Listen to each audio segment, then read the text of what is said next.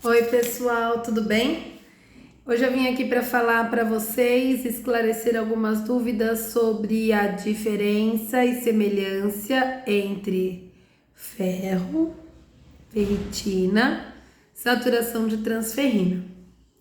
Então, eu sempre respondo essa pergunta para os meus pacientes com uma outra pergunta. Qual que é a diferença entre o dinheiro que você tem na carteira e o dinheiro que você guarda no banco? É muito simples.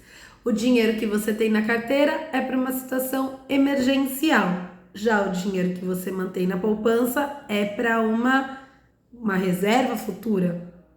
A mesma coisa a gente vê com o metabolismo do ferro. O ferro é o ferro circulante para uso rápido.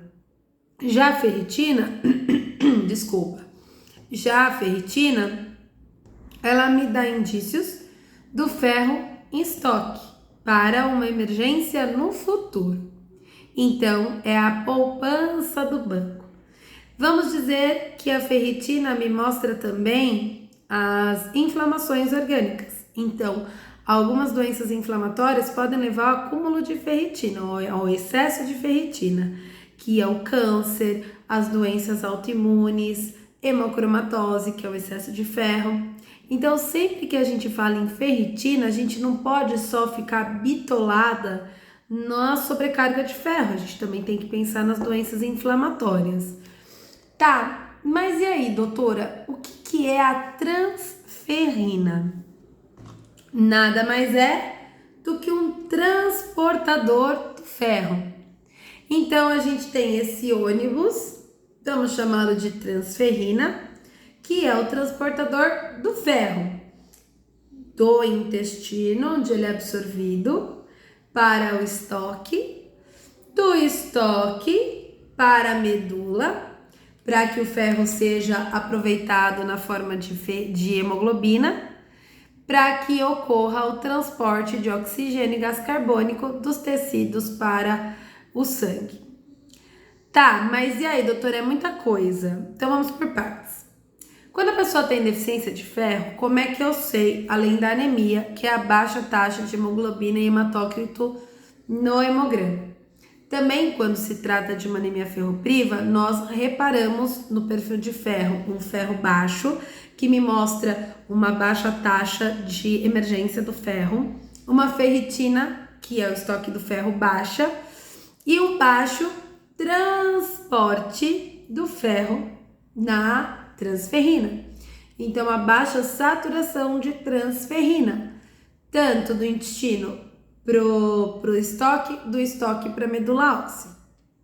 Quando a gente tem ferro normal ou alto, ferritina normal ou alta e a saturação de transferrina alta, ou seja, tem muito ferro sendo transportado, mais do que 45%, a gente tem que pensar principalmente em hemocromatose, que é uma doença de depósito em que ocorre acúmulo de ferro em órgãos e tecidos, também no sangue periférico na forma de ferritina. Doutora, mas agora eu não entendi nada, como que é isso? Explica de novo, então vamos lá. Quando você tem uma deficiência de ferro na circulação, geralmente a pessoa pode ficar anêmica.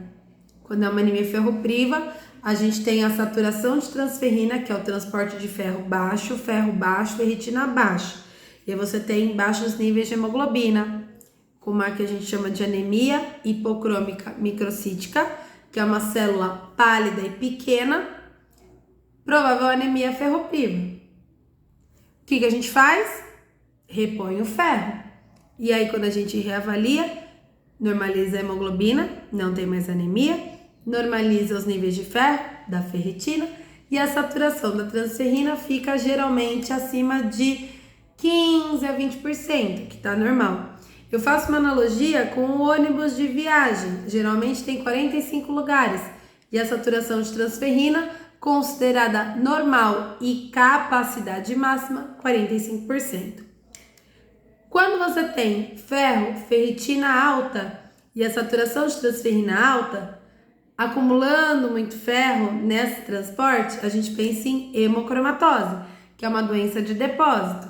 Claro, outras causas que eu sempre falo têm que ser descartadas: doença autoimune, câncer, doença infecto-contagiosa, síndrome metabólica, doenças autoimunes, já falei, principalmente artrite reumatoide.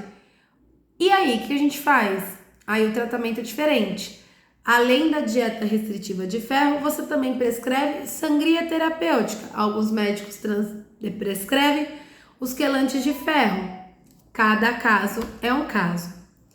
Então, para resumindo aqui, ferro e ferritina são a mesma coisa, em formas diferentes. Ferro é para uma emergência, ferritina é para um acúmulo no estoque. A transferrina é o transportador de ferro, cujo normal, índices normais, é de 15% a 45%, menor que 15%, vê se o aporte de ferro tá bom, se não tá gerando uma anemia ferropriva. Acima de 45%, pensar em hemocromatose, e nem toda ferritina alta significa hemocromatose. Se gostou, dá um like e compartilha. Em breve, mais vídeos educativos.